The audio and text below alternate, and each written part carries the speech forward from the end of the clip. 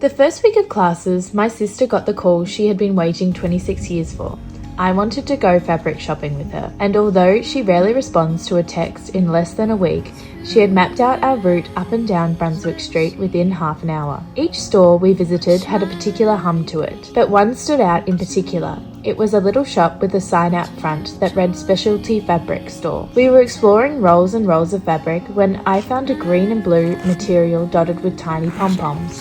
It reminded me of some rock pools on Portsea Beach we used to explore as children, jumping between rocks, careful not to disturb the tiny creatures that called the slime-covered seaweed their home. When I exclaimed at how perfect the fabric was, the lady behind the counter looked up and smiled. She was quiet and reserved, but I saw the smile as the perfect opening to ask about the difference between knitted and woven fabric. She sprang into action, holding up different fabrics and pulling them taut so I could see the structures. When I explained my project, she grinned cheekily. Well, I'm only supposed to give you 5 swatches, but I think you'll be needing more than that. I ended up leaving with 8 swatches, including one that she insisted I take because they looked like butterfly wings, and another that I had always reminded her of tree roots.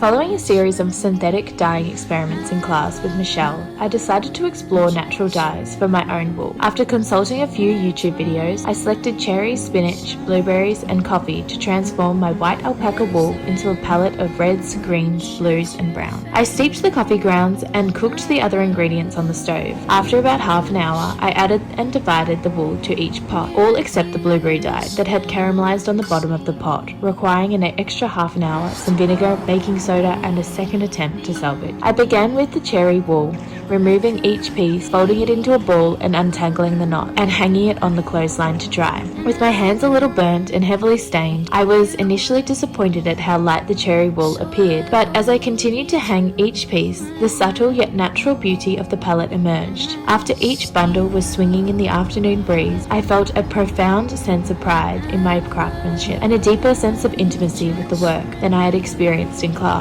I felt a real sense of ownership through my tacit engagement with both the process and the materiality of the work.